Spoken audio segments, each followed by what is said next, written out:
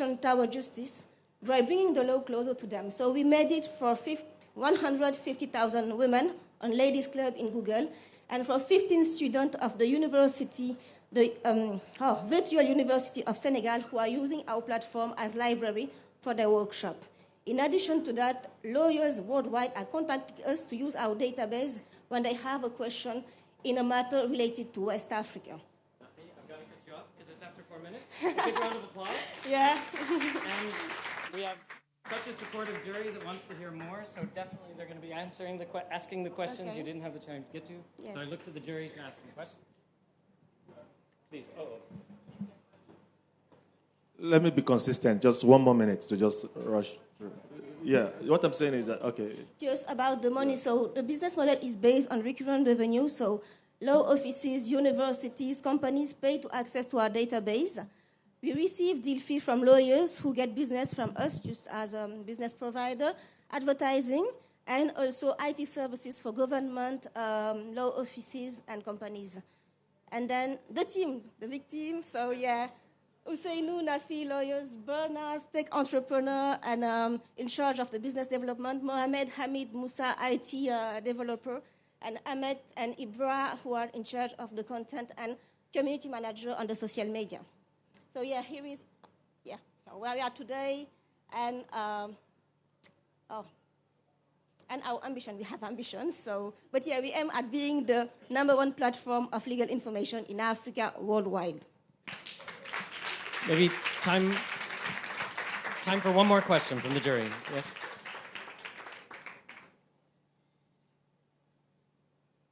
Hi, I wanted to ask, when did you start Sonulex? So in fact, Sonulex has started in 2016, and I was looking for legal information, legal data for Senegal, and I just started collecting them because they were not available online. But I don't think that it's the case for Nigeria. For French-speaking countries, it's just a mess to find online, accurate, updated, and complete database of legal information.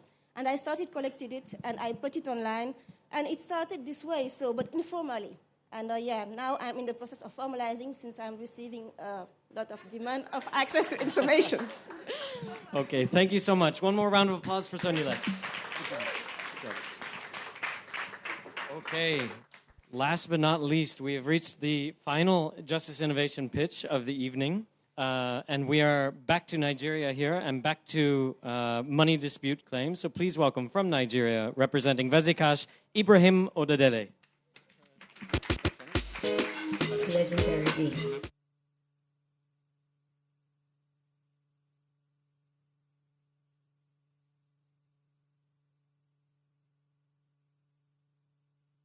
My name is Ibrahim, and I'm from Vezikash. Vezikash is a company that is on a mission to eliminate digital payment fraud. Global economy is built on commerce. That is buying and selling of commodities from either countries or individuals among themselves. With the advent of technology, the internet has given room to people trading between themselves, buying and selling commodities. And guess what has also been on the rise with that? Is digital payment fraud. People falling victim to digital fraud, people falling victim to fraudulent transactions. Last year alone, 17% of all digital transactions in Nigeria was reported as fraud. That means 17 out of 100 people in Nigeria fall victim to fraud. That transact online fall victim to fraud. And globally, 12% fall victim to that fraud. And that is an average of $15 billion lost globally last year. As Vezikash, we believe no one should be a victim of fraud. And that's why we came up with a solution that give control back to the customers. We innovate a safe, secure, and transparent payment process that gives control back to the customer, where they can simply create a transaction by agreeing on what the terms of the transactions are. They will make the payment. The payment will be securely held. The payment will not go to the seller until the buyer has confirmed that they've released what they paid for. So with this system, the system is built on traditional escrow concept where you have a middleman that is brokering a deal between two people. That's what we've digitized with this technology. And with this system, individuals are protected against fraud. And in a situation where there are disputes, right, our system has an inbuilt dispute resolution mechanism that ensures that all disputes are resolved within 72 hours. These are the numbers for our last quarter. Last quarter alone, $102,000, which is above 30 million naira, was passed through our system. And that came from over 500 plus transactions, and we only had 8 disputes. And all these 8 disputes were resolved within 72 hours because we give, within our system, we give a room for both the buyer and the seller to negotiate and discuss what the dispute is about and resolve it between themselves. If the dispute is not resolved within 72 hours, then we intervene and they file for a claim, then we resolve it for them. And how we make money, we make money by charging just 2% on the value of the transaction. And these are partners. We work with banks, work with financial partners, and identity verification companies. One of the banks we work with currently is Zenith Bank. One of the financial partners we work with is called Global Accelerex. And these are some of our clients, Anthony, at your service. And these are references from some of the clients that have worked with us. Anthony is a testimony to using VesiCash. When he started using VesiCash more than 6 months ago, his sales has increased more than by 62%. So what does the numbers I showed earlier mean in terms of impact? So we've been able to reduce the national average of 17% in terms of disputes to 1%. That means if our solutions scale nationally and across Africa, we can reduce the global average that comes from digital disputes. We can reduce that to an average of 1%. And the team behind this is made of myself and Tommy Singh. We are all versed in business development. We all learn our individual businesses before we come together to form this. And we've all, at one point or the other, been a victim of digital fraud. Thank you. Good job. Okay, so let's go to the jury and see, does the jury have any questions? Yes. Hi, good job. I wanted to ask you, how do you plan to scale from here? So what is your plan for the next 3 years? So one of the things we've seen is our mission as a company is not just to eliminate digital payment fraud. It's to eliminate all payment fraud as much as we can. So one of the things we realized is this solution is not only available for digital commerce, it's available for peer-to-peer commerce as well, individual-to-individual commerce, because we've processed some transactions that were not digitally processed. They were just individuals that want to transact between themselves, and they need an escrow company. So one of our plans to scale is to deploy our solution for many use cases as much as we can and work with relevant stakeholders to scale commerce across each sector one at a time. Yeah. Other questions from the jury? So you mentioned that you had resolved 8 disputes? 8 disputes have been open on the platform since we launched in March. And they were all resolved? They are all resolved within 72 hours. Okay, but you've had, a number of transactions pass through you. So yes. Is this a function of there being no disputes, or is there something that you do that makes it, you don't have enough disputes? So I'm wondering what exactly your system does. Yes, so the current way transaction is being carried out, as a buyer or as a seller, I don't have control. It's either I pay you upfront, and when I pay you upfront, that means my money has gone to you, and you may decide not to deliver to me back. So that means I've become a victim of fraud. And in the case where I open a dispute, so say I go to my bank, it takes an average of 10 to 35 days before they could resolve those issues. Right. So what our system is doing is, if you are trying to buy something, you make a payment.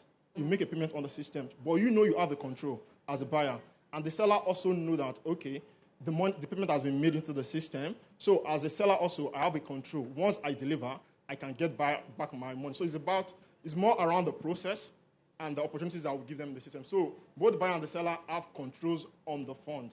And so for money to leave the system, is a 2-layer authentication, right? So the buyer will say, okay, I've received the item. The seller will say, I've delivered the item. Then the system triggers a notification to the buyer to confirm, did you receive this item? So if the buyer said, yes, I received the item, the system releases the money to the buyer. So it's about, if there is a dispute, we also have an interface for them, both parties, to come and discuss what the dispute is about. So we give them that 72 hours to resolve it. So if they fail to resolve it, then the buyer can file for a claim, then we step in.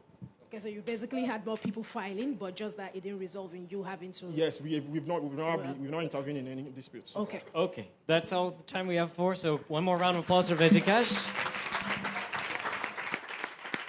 And can we please give one more round of applause to all 7 of the Justice Innovations, the finalists for West Africa.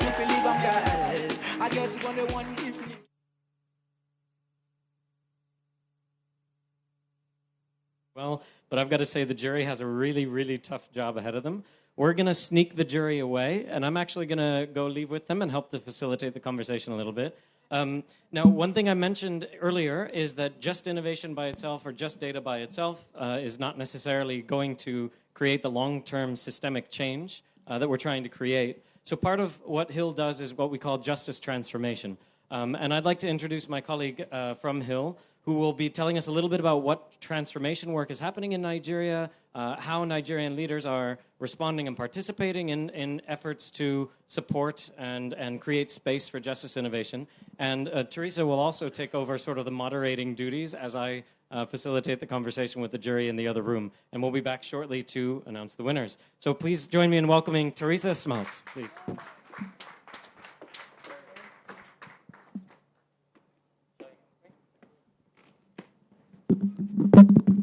Good evening, ladies and gentlemen, and distinguished guests, all protocols observed. So, justice transformation, it's a very big concept. It's a part of Hill's work that is probably least known because we're just starting out. You've heard today about data, the 2018 Justice Needs and Satisfaction Survey report for Nigeria. You've heard 7 incredible pitches from innovators in the justice space. And when that all comes together, you've also heard from experts, legal experts, you've heard from a lot of the judiciary actors that are really key stakeholders in what's happening in the justice landscape in Nigeria. So what happens next is that justice transformation tries to pull everything together and channel the great ideas, the knowledge about where the pain points lie in Nigeria when it comes to accessing justice or solutions for daily legal problems. And what we then do with key stakeholders that have been identified. It could be for a particular theme, so addressing, for instance, crime or disputes around land issues. It could be gender-based violence. So this experimental approach is really bringing stakeholders, key stakeholders, along according to a theme or able to address systemic challenges at state level. And we channel all of those great ideas, that great knowledge into what we call innovation strategies, delivery goals, and critical pathways, drawing on what kind of collaborative partnerships will start turning things around. And so it sounds a little bit abstract, but what we're doing is when we're in a room with the key stakeholders that have been identified, either to address systemic challenges or to address challenges along a theme, for instance, gender-based violence or land disputes, for instance. What we're doing in the room as Hill and Rios, who are our partners on facilitating dialogue, is we're listening for possibility, not certainty. And what we're doing is we're actually guiding conversations towards identifying what would be key goals, delivery goals, what would be critical pathways that could draw on some important collaborative partnerships in order to start seeing things turn around. So it really is at the beginning stage in Nigeria. We have started the dialogue processes in Syria. So Nigeria and Mali in West Africa are the next countries where stakeholder dialogues are starting to come up. And we're hoping that we can then draw lessons from how the processes work to take it to other countries across Africa and maybe even the world. So what does that mean for those of you in the room today? I think in one line we can say that transformation links justice leaders to action. We're looking for actionable insights. We're looking for a willingness to build bridges, to step out of silos, to step out of the familiar and embrace diverse voices and innovative approaches. We know that no one institutional actor has all of the answers, but collectively, the answers can be found. And that's where our experimental approach comes in. We call it Justice Transformation Labs. We adapt each lab to national and local contexts. And as I said, they are either theme-based or they're addressing at state level systemic challenges, bringing and integrating innovation into processes or integrating innovation into the way that services are delivered in order to improve or strengthen their sustainability. I'm sorry, my voice is catching. So one of the valuable insights that we learned this week from many conversations that we've had is that justice is either the route to peace and prosperity, or it is the essential foundation of peace and prosperity. So we're inviting you as Hill to keep boldly setting out those pathways that will get you to access to justice for all, to keep building from the ground up a fairer future for Nigerians. And looking at challenges around access to justice from different angles allows the seeds of transformation to be sown. These fruits will be enjoyed not just by this generation, but generations to come. Thank you.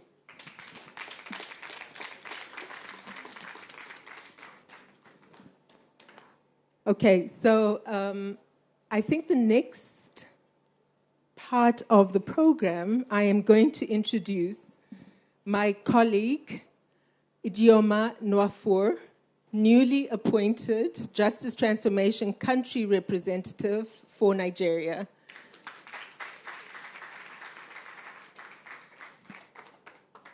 Ijeoma is actually going to be moderating a fireside conversation. So we're actually cognizant of the fact that time is going quite quickly, so we're trying to catch up a little bit. So please bear with us. The fireside conversation is on making SDGs a Nigerian reality through entrepreneurship and innovation. And it is going to be a discussion between Mrs. Solape Hammond, who is the special advisor to the Lagos State Governor on Sustainable Development Goals and Global Investments, as well as the Acting Commissioner for Wealth Creation. So could I please ask?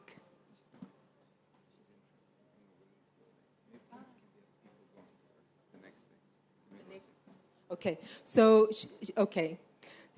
so Ms. Hammond is actually on her way in, so we're going to switch things around. We're going to start with the panel discussion. So the expert panel, which is the session after, are you all ready? Can I just check in the room?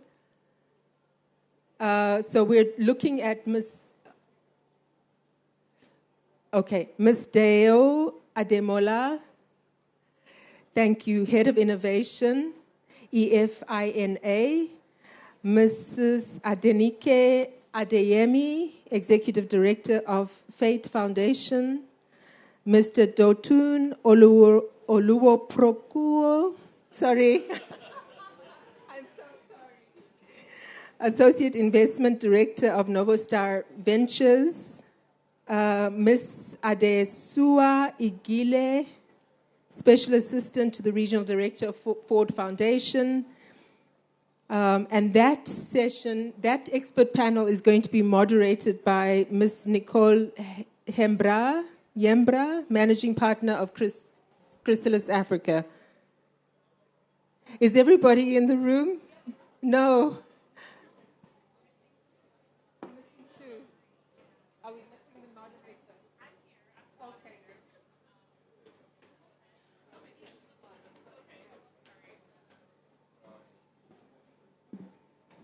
Okay, please bear with us. This is the panel discussion. Thank you. Thank you. Hi, everybody. My name is Nicole. So I'm going to have my panelists that are here come up, and we're just gonna wing this and just make it work. Sit on this side.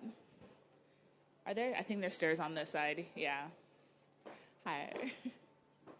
I'll just get closer to y'all. So it's just us. Okay. Since it's just three of us right now.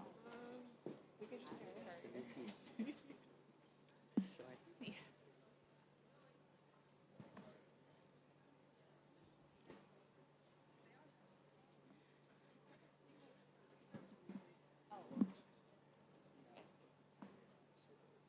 They can't see me.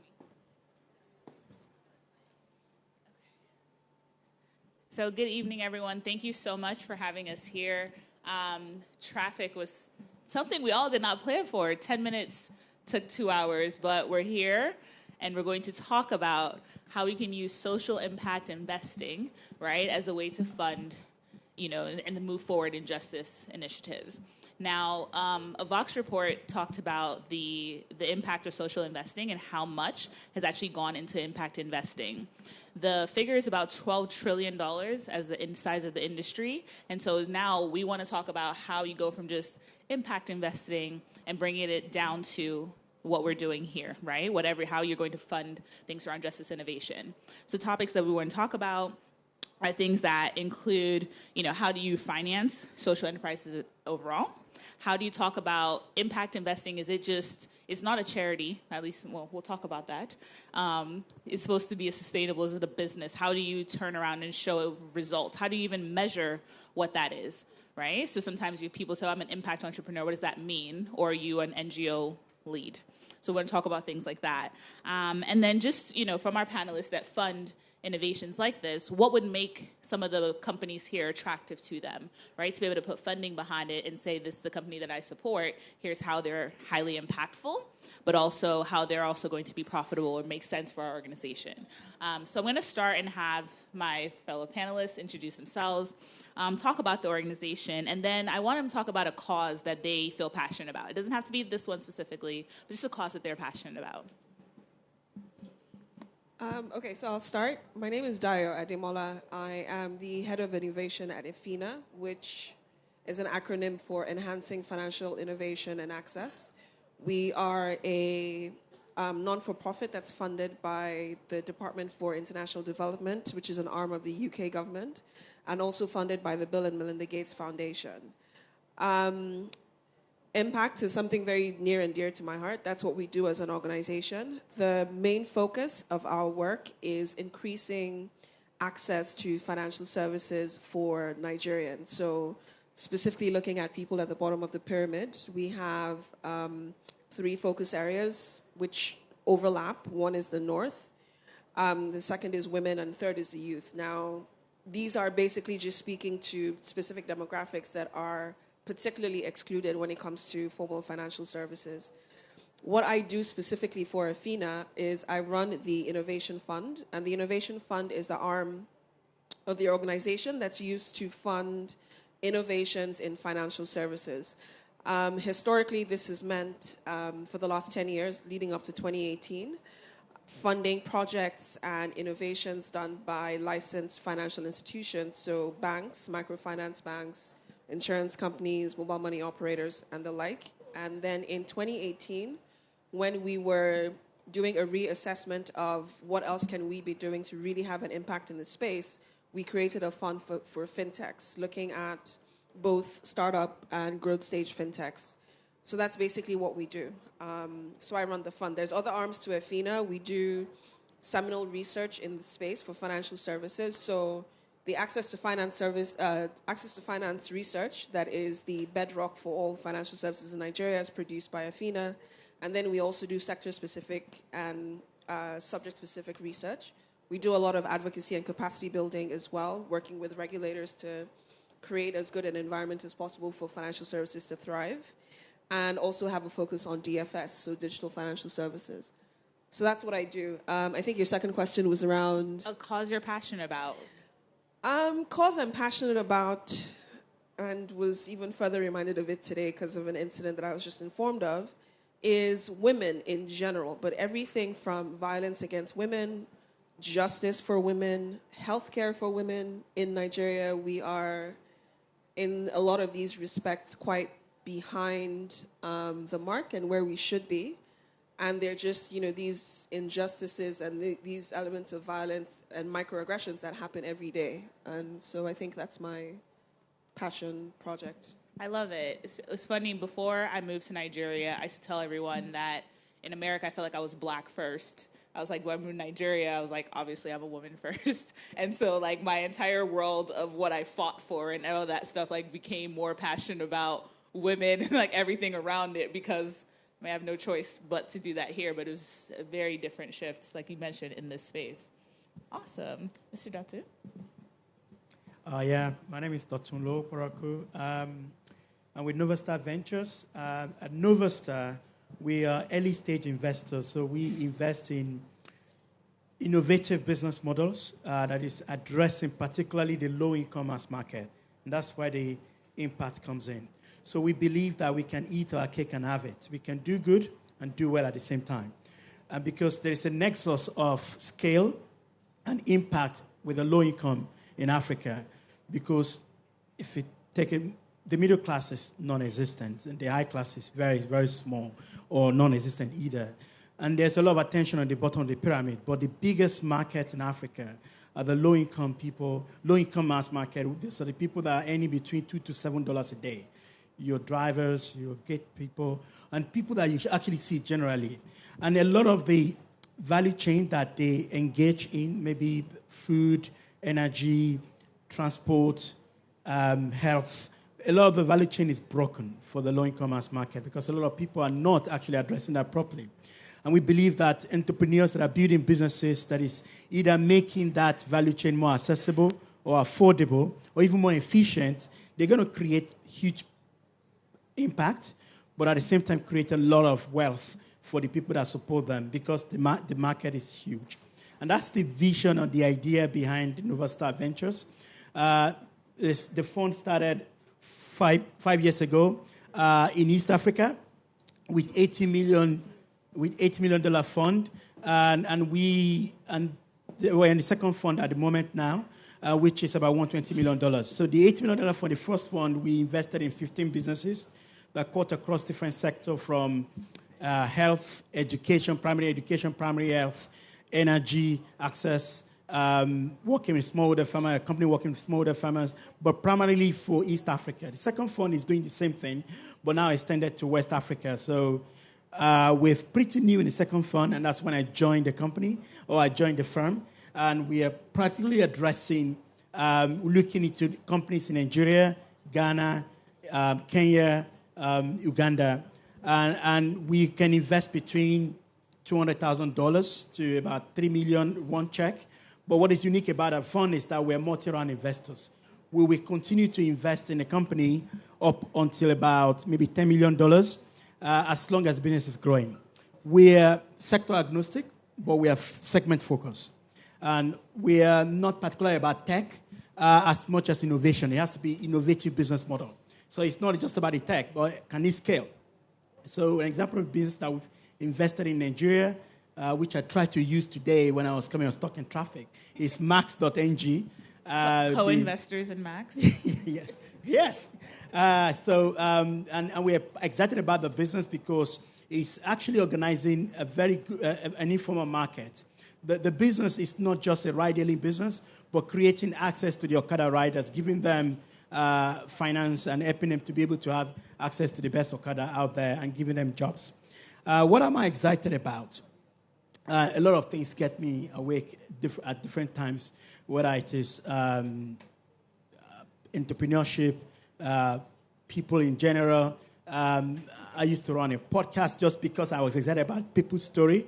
But recently, what I've been, and I'm going to tie this to what we're doing at NovaStar, what I've been excited about, or what I really want to do now, or what I want to pursue in terms of investment thesis, is actually I really want to see entrepreneurs solving problems for solving insurance problems for the low income.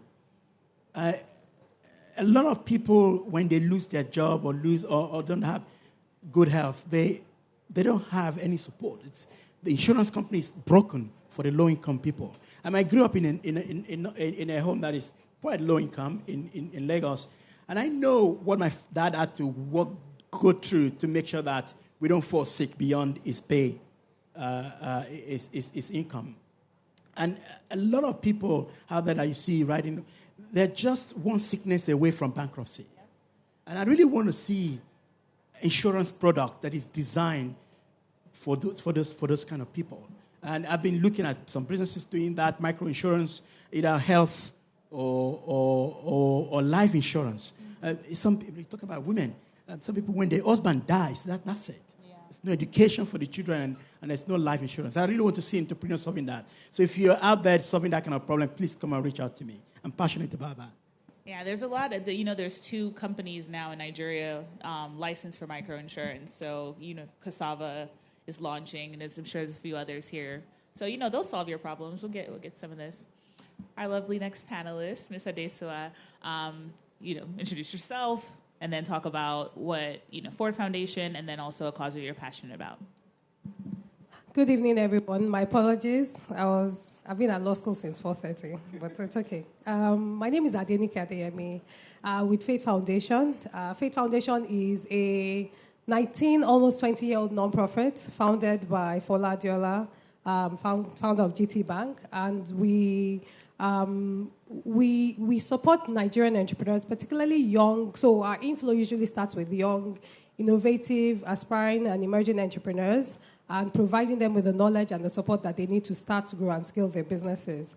And one of the things that we've started to do to evolve our business model and even the way we provide support is trying to provide much more intentional sector and growth support for innovative young entrepreneurs who are able to think of a business model for issue areas that are significantly impacting us from a socioeconomic perspective. And one of the programs I'm very excited to talk about is our Orange Corners Innovation Program, which coincidentally is supported by the government of the Netherlands, and which we're working with them to do that. And so it's an incubation program that provides support to young innovative entrepreneurs who are working in specific spaces in the economy. So looking at the circular economy, so upcycling, recycling, creatives, agribusiness, and then social sectors like education and health, and helping them to look at their business model. So some come in, there's some of them that designate themselves as social enterprises, and some as for-profit businesses. But for us, the thing about working in this type of environment is that there are a lot of challenges, and with those challenges create potential opportunities. But sometimes the business model is just not that clear. So sometimes it's helping. How do you help them to strike that balance between impact and between making it a profitable and innovative business model? Because even I'm a nonprofit, but I keep saying that we're not for loss. As a nonprofit, I have to be able to run our programs in an efficient and a sustainable way. So even with that idea is that even when you're setting up something, it needs to be able to keep and run itself, particularly from a cash flow perspective. I have a landlord, I pay rent, but we have a team, we pay salaries. And even for every kind of knowledge and support, there's a cost attached to it. So even in the view of impact is to say, okay, well, you're looking at addressing the social impact, but you have to look at it from a business model perspective. And that's where the problem of scale now comes to play. Because that potential social impact idea has a chance to impact significant population. But then the scale for me from a business model perspective is very, very, very limited. And we usually overestimate the size of the market, particularly when we're looking at lower income segments. And so what we do is to try to help them think through and refine their business model, really, really test the social and the business model impact and see and get them support in the ways that they can develop their prototypes, test the market, and see if there's an opportunity to scale, and if they can scale, support them as best as they can. What really excites me and an issue that I'm very passionate about is really around education. I think that whatever the sector, the space that we're in, knowledge makes a significant difference. And so knowledge makes a difference between whether you can translate this fantastic idea into running it into something viable. It's a difference between even health knowledge and information around you have... there was some video that was going around last week around some flu, and I don't know how recent it is, but I'm sure quite a lot of us had heard about it. So whether or not it was a fake video, the fact that they said, okay, if you have this kind of symptom, this is what you should do. That kind of knowledge can make the difference between life and death. So for me, education, information, how do you democratize access to information? How do you democratize access to knowledge? That can change things in so many significant ways. So that's really what excites me and I'm passionate about. Thank you. Thank you. So you and I share the same thing. So I tell everyone, we have two people that run nonprofits. I like money. I run profit businesses, right? So I'm going to let you not get away with, we care about entrepreneurs and education and this. No, he has the ROI he has to cross, as do I. But education for me is a thing that I'm also super passionate about because I think it literally takes exponentially, right, across every sector. And I think that, and I always go, if you know better, you do better, right? So if people know better, we'll be able to kind of push forward. But along those lines now, some people say that are social entrepreneurs, and you talked about that a little bit. How would you distinguish someone that truly is a social entrepreneur versus someone what is a nonprofit? How did your foundations come up with that definition? What are those distinguishing factors, that would then make you say one or the other? So let both of y'all. Okay, so I am very interested in what, we call the intentionality spectrum. On one end of it, you have, which is just basically to make deliberate impact. We don't necessarily care, or we care less. This is difficult for me. I've only been doing this for less than a year. So I'm coming from the private sector. So there's less of an emphasis on, obviously turning a profit or whatever, but deliberate impact. You have charities and NGOs on one end of that spectrum. To make market impact, which is as much money as possible, shareholder return, on the other end of that, you have traditional businesses, right?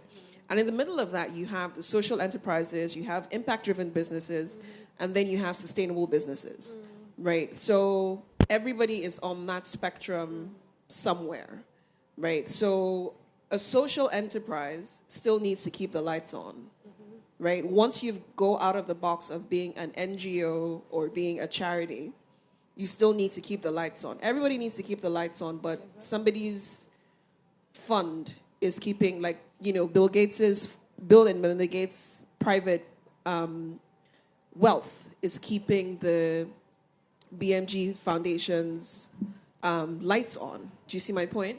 But if you are a social enterprise, you're making impact, but you're not giving away that impact for free, right? So that's basically what the work is. And if you look at what the intention of the drivers of the business are, so if on the other end of that you have traditional businesses, even traditional businesses are moving a little left on that spectrum to be sustainable businesses, to be impactful businesses, or at a very minimum, cause no harm, right? So that's where people are moving to. So it's not as cut and dried as, there's tax law that says you are an NGO or you're not, but there's nothing mathematical that says you are a sustainable business or you're a social enterprise. It's all about your intentionality. If you have some sort of model that mixes everything from private capital to revenue to sort of getting funding from getting grant funding, for instance, so you don't have to pay back, you still have to have a model to keep your lights on. while you're making that impact. So that's basically how you define a social enterprise, right? So you're doing good, but you're also, getting paid for your work, basically. So I think following on from that, the way I respond to it is an evolution in terms of the development space. So if you look at how the development sector started on its own, if you look from at the end of the World War I, World War II, and then you now started to have bilateral, so the UN came up, and they now started to have bilateral agreements. So, and then organizations like USAID, DFID, and all of that. And then you started having the rise of a lot of what was called non-governmental organizations. So organizations that were standing in the gap. They were not businesses, they were not government, but businesses and government were working to them to address fundamental solutions within the development space. And then what now started to happen was an accountability perspective, where NGOs now seem to be like bloated bureaucracies, and those that were funding them, particularly from a lot of governments, were demanding more. So you had people developing charities where individuals were now saying, let me set up a fund, let me put money together to set up a charity to now support this, because I don't trust that a lot of these NGOs, they get a lot of money, but the impact doesn't get there. So again, more accountability. And then non-profits started to come up, but people were saying, we're still not seeing the impact. We're seeing a lot of money. They're going towards infrastructure and all of that. But people were asking for accountability and impact. So all this $100,000, $100 million rather, whatever. How can we, two things, how can we determine that it's actually solving what it was designated to solve, number one, and then sustainability was also the other flip side. So when a nonprofit started becoming dependent on certain funding sources, and that funding source left, the nonprofit died, so to speak. And so you now started seeing an expectation around looking around the business model from a sustainability. And then in that whole wave was also on the part where people were now much more looking at, so the SDGs, before the SDGs, the MDGs and the SDGs were now requiring much more impact, much more intentionality from a socioeconomic perspective. So I think that's how we are now within so it's a bit academic, but that's how I looked at it in terms of the evolution to the social enterprise, where businesses, like she said, are now looking more around impact and more aware in terms of how they treat their communities. And then nonprofits are now expected to think from a much more impact and sustainable perspective. From a legal setup and operational setup, in Nigeria, it's an NGO. You're set up as a company limited by guarantee, or a trusteeship, or you're a company. So a lot of social enterprise either register themselves as a non-profit status here or as a company, but it's in the description that they do that. So that's the flip side I wanted to give from how social enterprises have evolved in my perspective. Thank you. Thank you both for sharing that. Took a bunch of different notes. Again, we talked about the spectrum. So your notes were about the spectrum from nonprofit, which was somebody's giving you a source of money. You're literally not making a profit. It's about this maximizing impact all the way through maximizing for shareholder value. All of the money, all of the dollars, right? Or Naira dollars, all of the whole spectrum. And how right now what we're seeing is a shift on both sides, right? It's not just one or the other. It's a shift because of accountability, right? What's happening to my money? What's happening to the people in the communities in which my business is running? So you're seeing a shift from corporates moving towards the center. You're seeing a shift from nonprofits trying to be more accountable, right? And trying to be more sustainable, because to that very point, you talk about the Gates Foundation, there's a clause, right? I think is it 10 years or however many years it is after they die, right? All that funding shuts off. So if your entire foundation is relying on Bill and Melinda Gates, just pray that they stay alive forever, right? Because so you got to how you're sustainable. Okay, so along those lines, Mr. Dotson, impact is fantastic. I come to you, I have this amazing idea. I want to educate 1 million students in Nigeria, and I want to do it for free because it's going to change everything, and I really just need Novastar's money. You can give me up to $10 million. Do you know what I can do with $10 million? What's the return? No. 5%, but it's really not about that. It's about the lives we're going to change. No. What is your floor? What is your floor from a commercial fund perspective? I would just echo what Daya said in a louder way. No, we're not going to invest in you. No. We're a commercial VC, so we're not impact investors. We're actually commercial. We're business people. We approach that impact from business perspective as well. Although we have a passion for it. I mean, I see my job. I was traveling. I said, actually, my job actually is similar to a preacher, which is, I've been anointed to preach the gospel to the poor. But then the poor is to solve the problem for the poor. But actually, I need to make money as well. So, but we don't invest in business that don't make money. We only approach that because we felt that that's where the biggest impact is, and that's where the biggest scale is. Is the mass. So the mass market there, the mass in the low-income mass market is huge. That's where the emphasis is. So you have to have an innovative business model that is making money.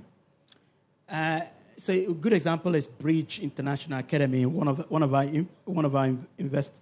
One of the early business that we invested in Bridge when they had only about 3 schools. Now they're in Nigeria, they're in Liberia, India, China, powering schools in Edo State and very soon Lagos State as well. And this Bridge International Academy is solving problem for people that couldn't afford to take their children to very good schools. You can pay about $7 a day, and good school, good learning outcomes, learning gains for them. But it's actually really for the poor people, but they're paying for it. And it's a very innovative business model.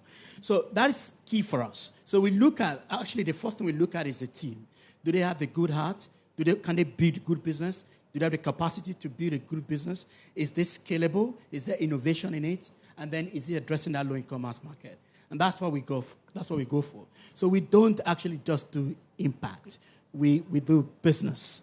I understand, but you didn't give me your floor. The question was... My what? What is your ROI, right? My so ROI. Maybe somebody's business, it is a business, right? So, yeah. But it's not a 25%, 35%, 70% IRR. What is that floor? Because they're going to go back, they're going to work on their models, they're going to put these assumptions. What is that? So we're a VC fund that want to invest in business that can give us 10x, 20x. We want to invest in $1 billion business, right? So I fundamentally believe every business, even though about 60% of them will die, but I fundamentally believe that business that I'm investing in will do $100 million revenue at some stage. I have to fundamentally believe that, genuinely. I have to look at the business model, I have to look at the market, the product, and the team that they can execute on $100 million revenue business. So it's not about can they deliver 25% ROI. It's about, okay, can this business do 10x? Now, I'm swinging for the fences. It means that some of them will die. About 60% of the business I invest in, I will write them off. And maybe 2 will return the fund, and 2 will just be middling. And that average, if you look at venture model, that average is what will give me the return down the line. So I have a 10-year fund. All my investors, your normal corporate, the DFIs, they're expecting the money that they invest in they expect the money back in 10 years' time. So I have to really be genuinely convinced about the business that I want to invest in, that they can do 10x, 20x. Now, some of them will go off, but the ones that will return the fund will do that. So that's how I approach the business I invest in. Absolutely. So, we have a similar kind of thesis, right? And the point of harping on that was not to make him feel like this greedy corporate person, but actually for the entrepreneurs in the room to have context when you approach someone, right? If your business is more in line with something that an Athena or a Fate Foundation will fund, then approach them. I guess, okay, maybe you can jump in a little bit more. Yeah, so I just want to clarify a little bit. I do work for a not-for-profit right now, but I am a dyed-in-the-wool capitalist. I believe I'm extremely suspicious and untrusting of business models that don't have a substantial financial return modeled into their future. So even businesses there's even a requirement for the fund that I am deploying that we have a rate of crowding in that we have to measure. So even if I'm giving you capital that you are paying back with impact, I'm only going to give you that capital if I am assured that other sources of private sector funding are going to be crowded in So I see what I do as being extremely early stage investing and incentivizing your model to be more attractive to those who are looking for a 10x financial return. So that way you're making a difference, you're having an impact, because obviously there's the impact focus that I have to look at as well. But your business has to be sustainable. Now, the only way a business model continues to have an impact is if that business survives. And the only way that business survives is if that business makes money. So even I, from a not-for-profit perspective, and one of the reasons why I took on this position and why I was recruited into this position is to bring that sort of lens to it, as opposed to sort of like a dyed-in-the-wool, I want to reach... And I'm not saying this, facetiously or anything, but I want to get 1 million previously unbanked people to get them banked. If that's your only focus, but my response is always, then what? Then what happens after you do that? Now, if this business isn't surviving and this business isn't alive and doing well for everyone, then that impact that's an outcome, that's not an impact. Do you see my point? So just to, yeah. Can I add two things there? So first is not all business are venture-style business. And Exactly. we need to be very, very careful about that.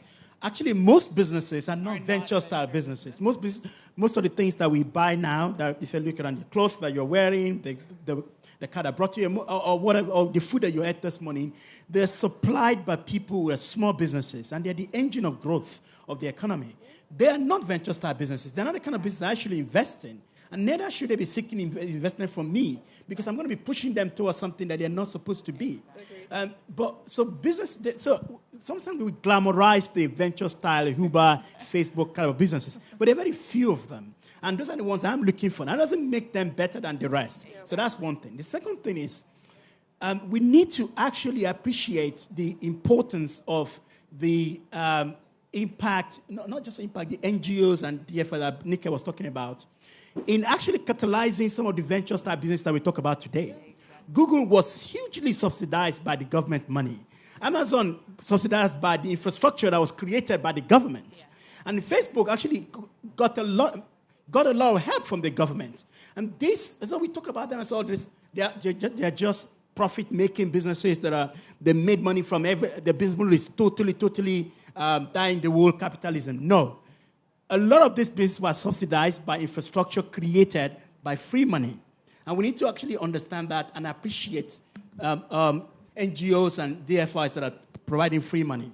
Exactly. Perfect. You kind of took the point that I was trying to make when I was going to say, literally, when you're approaching people to fund your business, right, study them. Because the same way companies are on this scale, funding sources are on this scale, right? And so how do you ensure that when you're approaching someone, even the sector, the metrics that you want to use if you're talking to them, what that looks like, just increase your chances of success. So do that little bit of homework, right, and increase your chances of success. And know if your business is not for that type, you get it all the time. People are like, oh, you have a fund? I do this. And I'm like, it's not within our mandate. They think you're being mean or you just are being dismissive, but you literally are like, it's not actually my money. Maybe it's Dotun's own money. I don't know, but for me, it's not my money. So I can only put it where I'm supposed to, right? And so it's a huge part about thinking about that.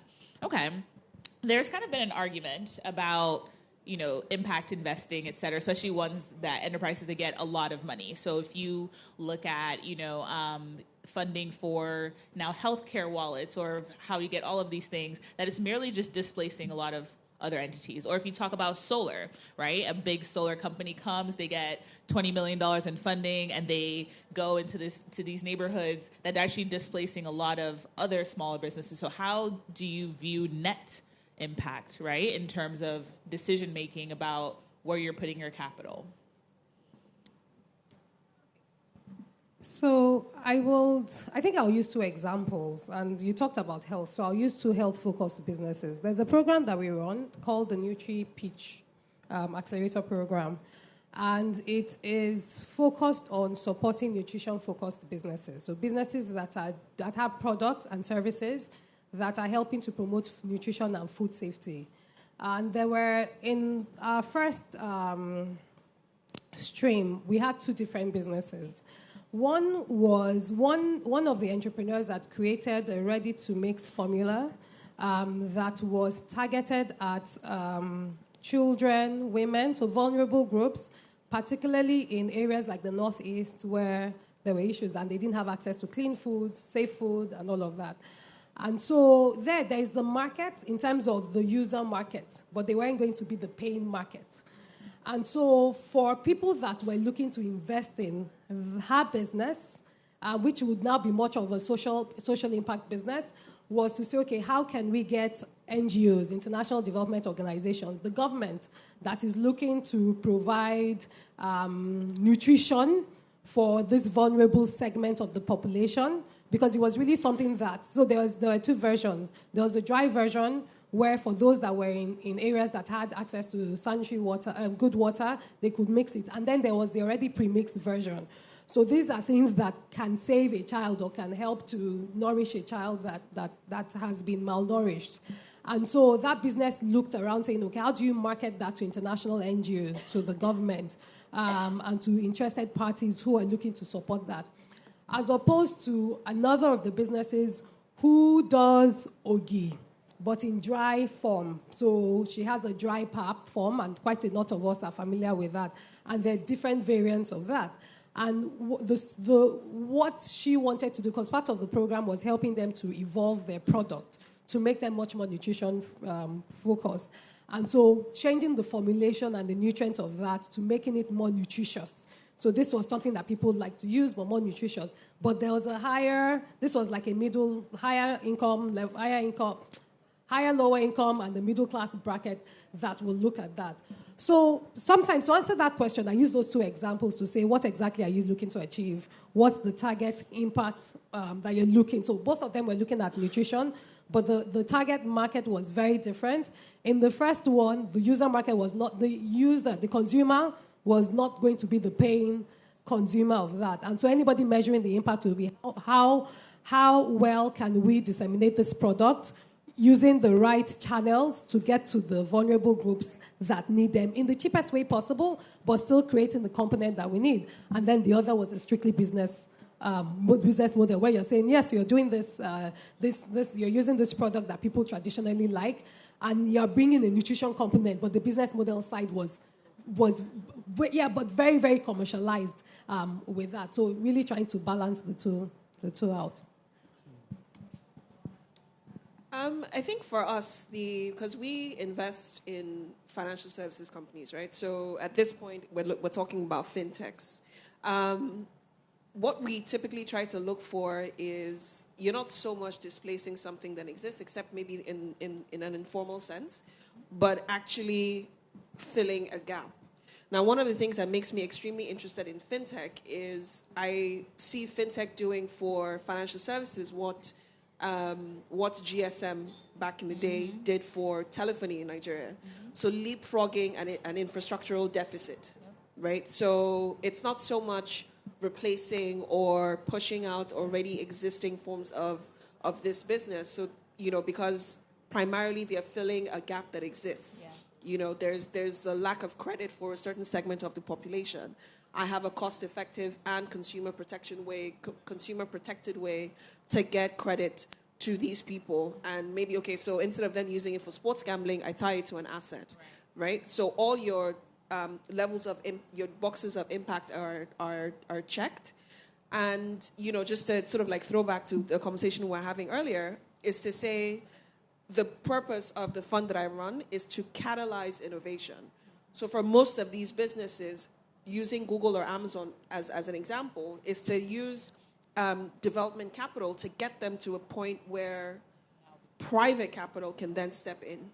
Do you see my point? So it's not a sort of like competition between one or the other. It's just basically, and that private capital doesn't have to be venture. There's other types of private capital, sort of available. So even to say for you to be able to access a structured loan from a bank, you have to look a certain kind of way and get to a certain, your MVP, your minimum viable product has to get to a certain level to make all of this make sense. So that's the kind of thing we fund, and that's the kind of thing we help catalyze to get them. That's the idea anyway, to get them to sort of like the next stage. And that's where sort of like our two organizations are quite similar in their thinking. Okay, so we're supposed to be wrapping up, but I don't want to kind of leave this last question. So all of you are going to answer it for me a little bit and kind of with your closing remarks. So a lot of times, talked about when we talk about social justice reform, we have the impeachment trials starting today and all of these things, and it goes, those are first world problems. Like, you guys don't have real problems. That's why you're fighting you talk about redlining and all of those things. But we've all talked about, we know that there's issues here from identification to, how it affects us in elections, how it affects us, and all kinds of things talking about social justice. So I think the opportunity is massive here, right? So what would businesses here that are tackling issues, whether it's around land ownership, whether it's around, justice, whether around people's lives, that are social causes, but we've seen other countries turn these into multi-billion-dollar entities, right? What are some of these, from a justice perspective, causes that you think people can work through in this market, right, that could become highly profitable and sustainable institutions? Again, I'll go back to the first thing I talked about, which is this, the insurance stuff. I believe everybody deserves social safety nets in life. Everybody. I live in the UK where there is NHS, which is the biggest, one of the best public health program out there. And I also see the welfare system in the UK where people can take risk because they know that you cannot fall below a particular point in life. And I think that is not just a business model problem, that is a justice thing. For people to be able to have access to good health and live, it's a justice thing. So I think there's a way to approach it as a business model where you can do microinsurance, but there's also a way to approach it from the infrastructural angle as well, for government or for institutions to see how do we catalyze that to happen. And from our own approach, when we talk about business model that is for the low-income mass market, it doesn't have to be that the mass market has to pay for it. Sometimes somebody else can pay for it. Like Bridge International Academy now is working with government and enabling public schools to be better, and the government is paying for that and making public schools in Edo State to be far better than some private schools. And so the parents are not paying for it, the government is paying for it. So there could be something like that for insurance, where you bring innovative business approach to it, but it's paid for by the government, similar to what NHS is doing. So I want to probably maybe see that's an example that I can think of now that could be done. For me, two quick areas. One is around identity. I think quite a few of our problems, even some of the business models that several of us here are supporting, would be a lot more efficient, will be a lot more profitable, would be a lot safer if the identity issue in Nigeria can be cracked. And I'm not going to say I know what the solution is, but I think that's something that innovation, private sector innovation, can help solve. And if you look at it from a business model perspective, if you look at it from not just an impact perspective, but from saying, your biggest customer is the government, right? And saying that you're building something that the government is going to use and you're going to get paid for it, even if they pay you, 5 cents for every Nigerian that is registered under this system, that makes so much sense. That's $1 billion model right there, right? Yeah. So that's one. That's one I like. I'm just not smart enough to figure it out and make the money myself. The second thing for me is transparency. So transparency around everything from, you mentioned land registration and, sort of like land ownership. Transparency around, so one of my favorite companies actually is Budget. I love Budget and I love the work they're doing, and I think it needs to be expanded beyond just federal government, because the government that all of us can touch and feel every single day and that affects us every single day is local government. We have no idea what's going on in there. So just a level of transparency around just transactions that have to do between an individual and the state and another aspect of the state. Those are my two big buckets that I think are pretty interesting for private sector to solve, that impacts, sort of justice and the better the lives of people. So similar. I think it's also on the pillar of education, information and advocacy.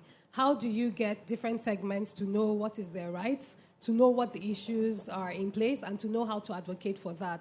One of the things budget does really, really well, I don't think I was aware of like the budget process, the budget figures until budget came, and see how that has made, well, I think a significant level of population more informed and more engaged and more demanding. So you're not just saying this is an issue, you're saying this is the issue, this is what needs to be changed about the process.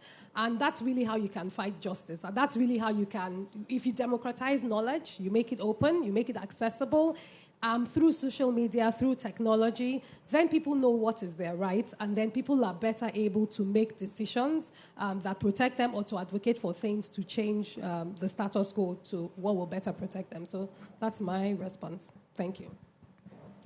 Thank you guys all so much. Thank you to my lovely panelists for sharing all your different insights.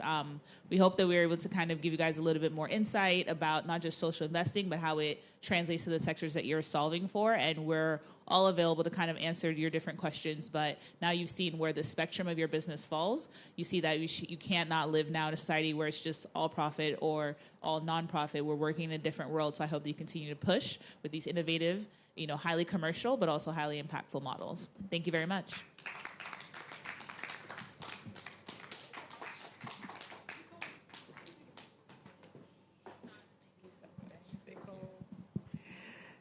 Okay, the jury deliberations are coming to an end, and so the jury will be back in the room very shortly. And while the picture is being taken, can I call up Ijeoma Nwafor, Justice Transformation Country Representative for Hill, and Ms. Solape Hammond, Special Advisor to the Lagos State Governor on Sustainable Development Goals and Global Investments, Acting Commissioner for Wealth Creation. So there is just going to be a very quick fireside conversation. We're hoping that it can be wrapped up within 10 minutes, and that will allow the jury to come back into the room. Thank you for bearing with us. We hope you're finding the discussions useful. So, this will be the end before the winners are announced.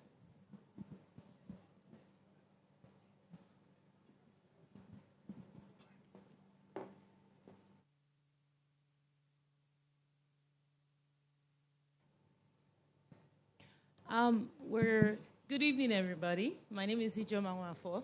We're not going to be here for long, but I want it to be very meaningful because what you do is really at the heart of what Hill does.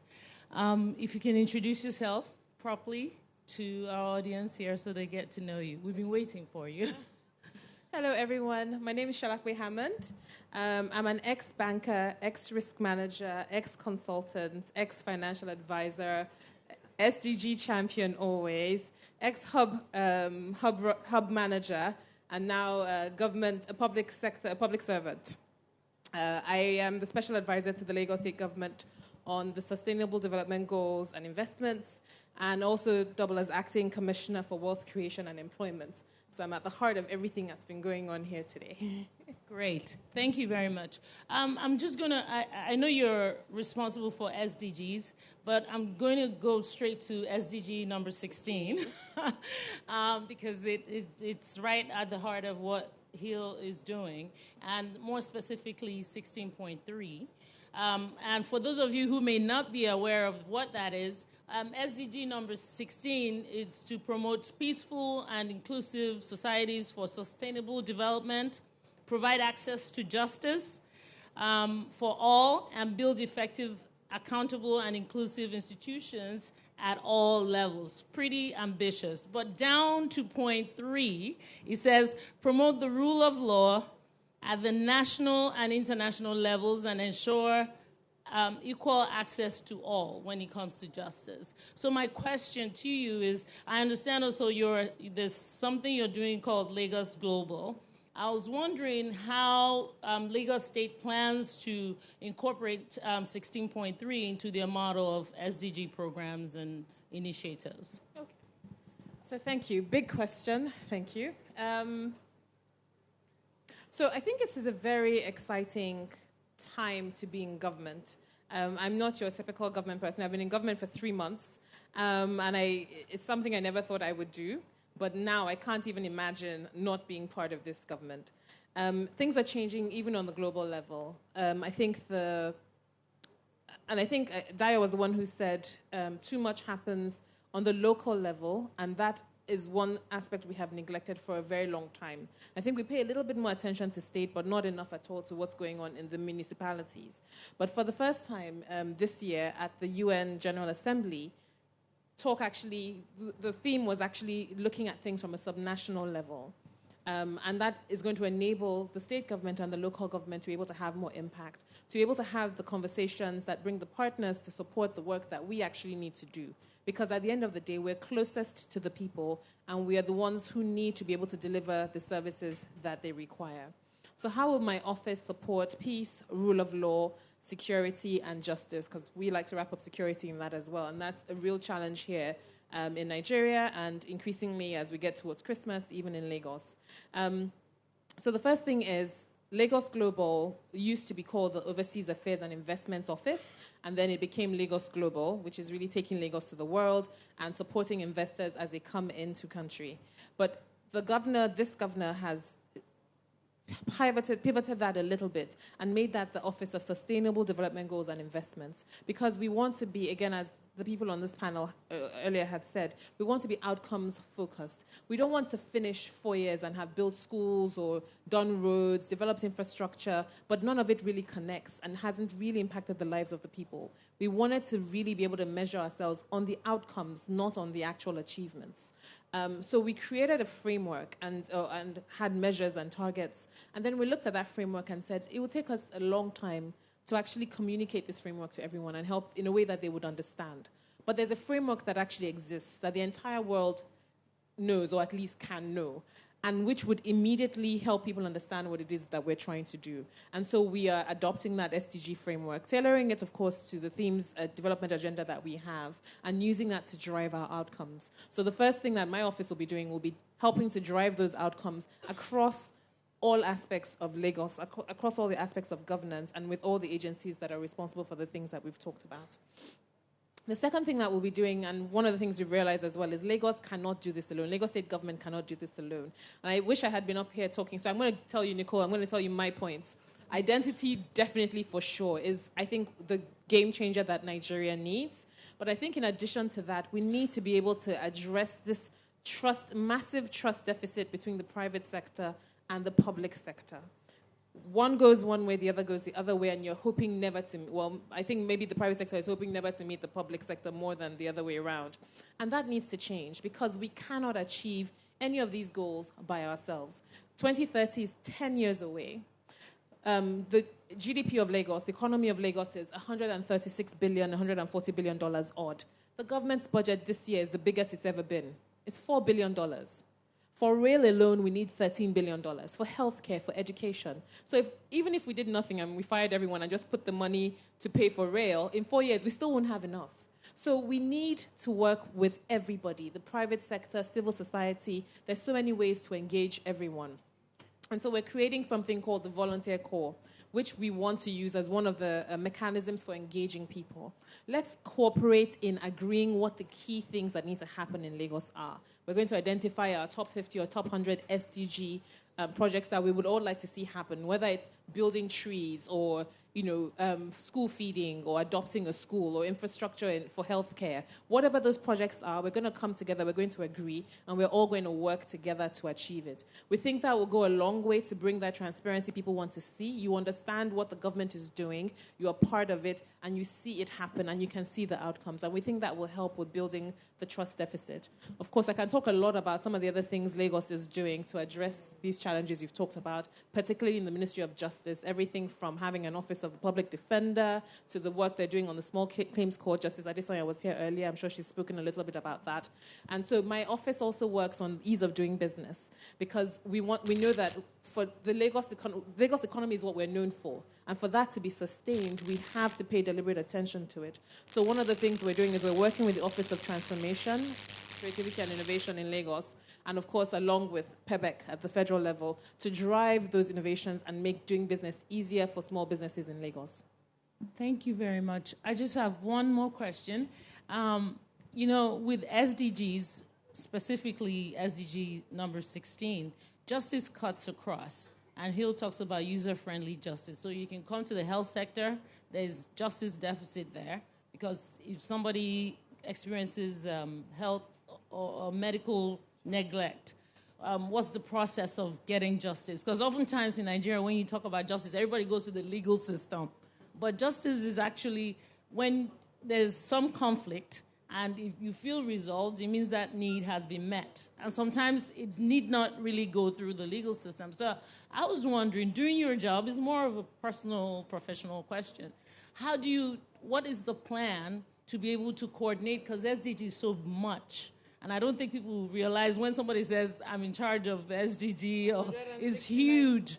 So what's the plan, really, for being able to make sure something seemingly salient or quiet or gentle as justice, yet significant and vital, is addressed across the different sectors you cover in your portfolio?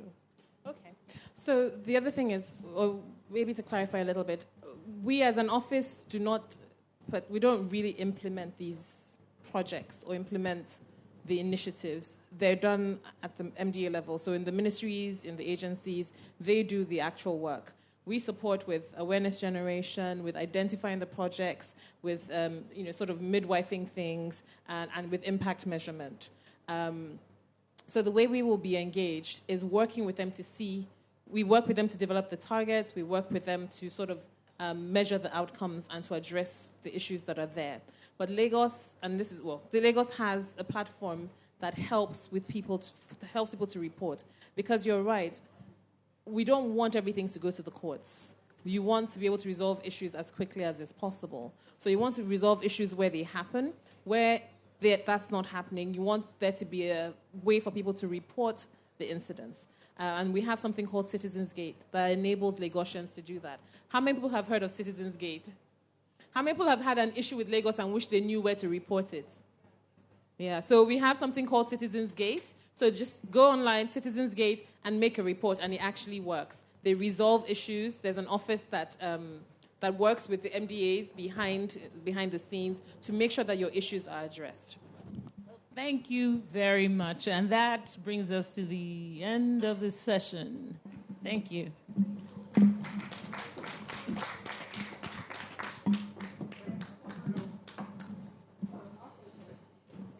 Thank you. Thank you, ladies. So while the photo is being taken, I know the energy in the room is low and the jury is about to come back, so we got to do something big. This is the moment we've all been waiting for. We're going to find out who the winner and runner-up is of the 7 innovators that are pitched this afternoon. So can we just rally around a big applause, a big welcome back to the jury, and I'm going to hand the mic back to my colleague, Connor. Okay. Woo. All right. Okay. Whoever has a loud voice in the doorway, feel free to go outside and yell at people to come back in, because the jury has somehow managed to make a decision. Before I do, Valentina Madagua is here, maybe? Valentina has left her passport at the security desk. They just let us know. So if you want to grab it at the passport desk, you can on your way out or now or anything. I'm going to catch my breath for a second because I just ran. Okay. All right. Every year from our different regions, we announce winners. And just to review, the top 3 that we're about to name are the winners from West Africa for this year. And all 3 will enter our program, meaning they get up to, an average of 6 million naira, potentially more, potentially less, depending on their growth rates. They receive business development, counseling, and guidance for an average of 6 months, sometimes as many as several years. And the top 2 will get invitations to the Innovating Justice Forum and the Justice Entrepreneurship School in The Hague. And I'm watching my colleagues frantically write down on certificates who is announced. So can I'm just looking for the jury. Funkola, do you think I could ask you to come on stage with me for just a moment and tell me a little bit about some of the... I'm putting you totally on the spot. Do you think you can handle it? You said you could serve hot dogs if I needed to, so this is the serving hot dogs. Can you welcome Funkola from DIY Law, please?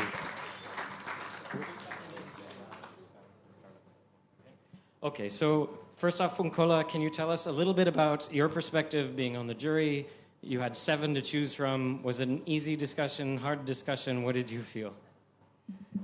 Good evening, everyone. I have to say it's such an honor to stand here today.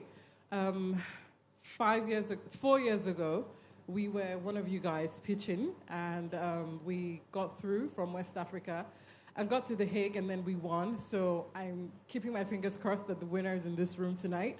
And I can't believe that I'm here sitting on the jury right now. I thought we were just going to tally up scores and do math and walk out. Honestly, that's what I thought. So I had my calculator out, and I was like, tell me the scores, and we were done, and then we started intense discussions. It was intense, really, really intense. And I have to say, it is all your fault, because you're all very phenomenal. We saw amazing, amazing ideas today.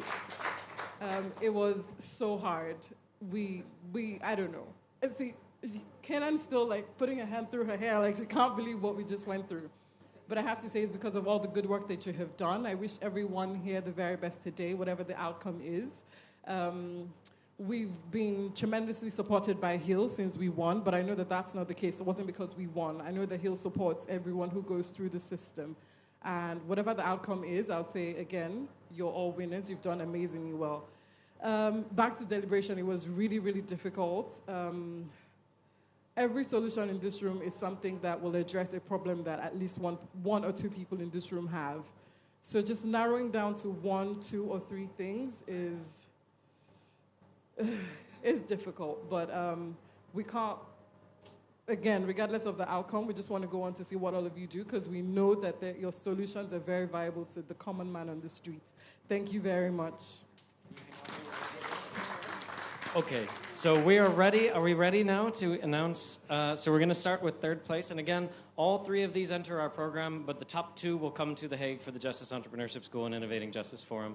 And just to note, as Funkola mentioned, and we've said this to them all week, but pardon me, I'm going to give a little private address for just a second. Nothing stops tonight, okay?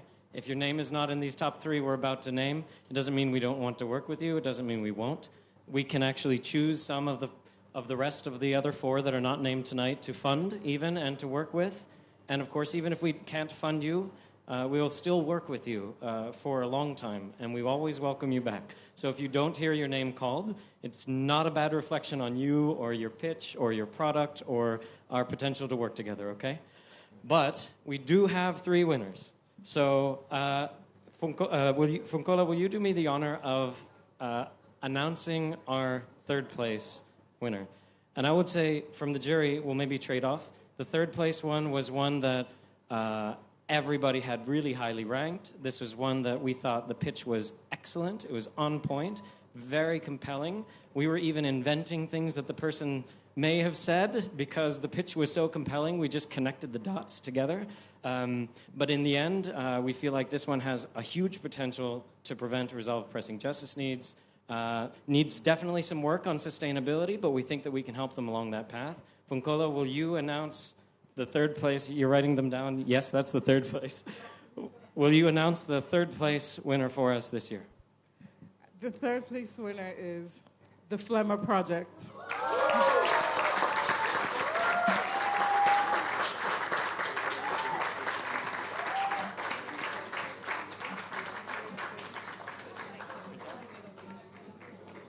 Can we take a group photo?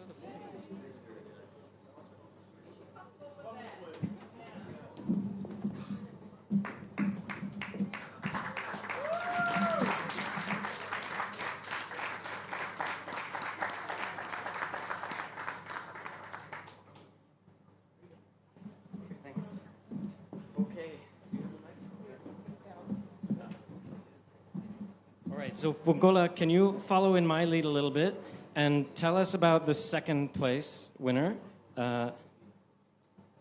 Yeah, I know you had them mixed up here. Oops.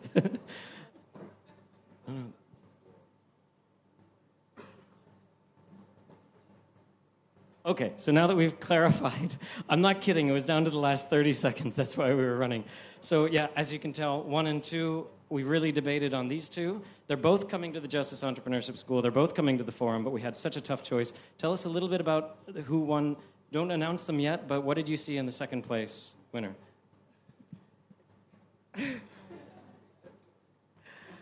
I need them. You need them. We need them to exist just so that we can be taken a lot more seriously in this country and other people as well.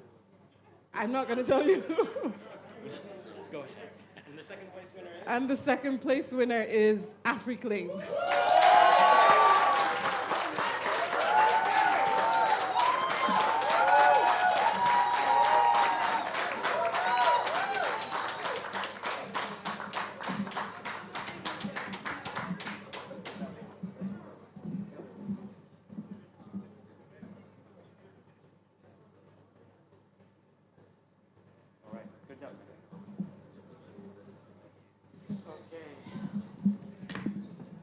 Oh, watch out.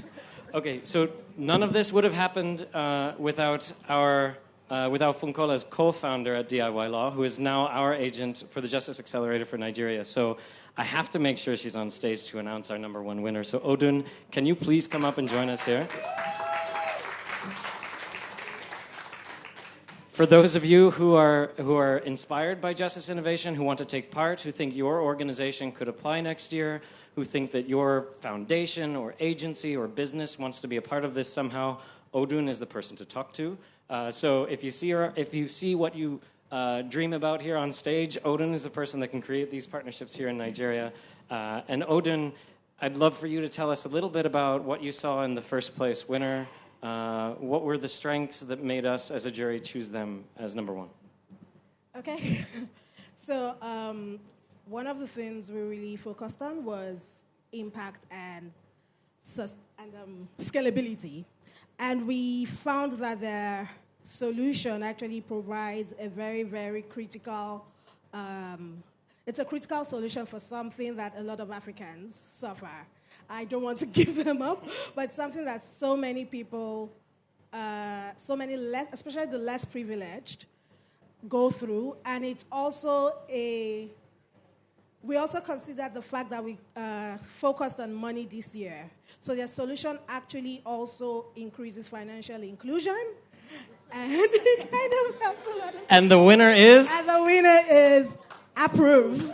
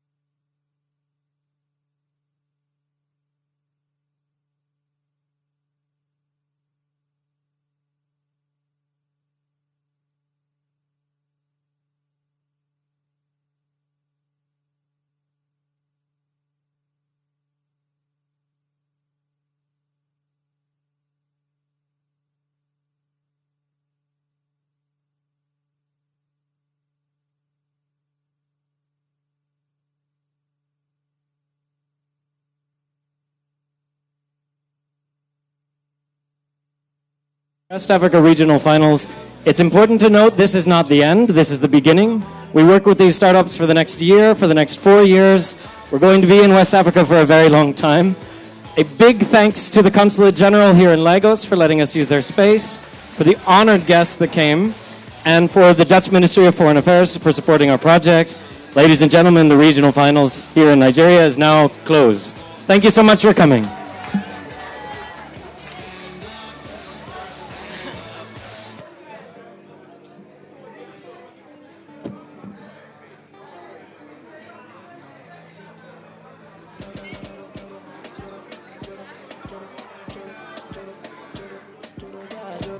Choro.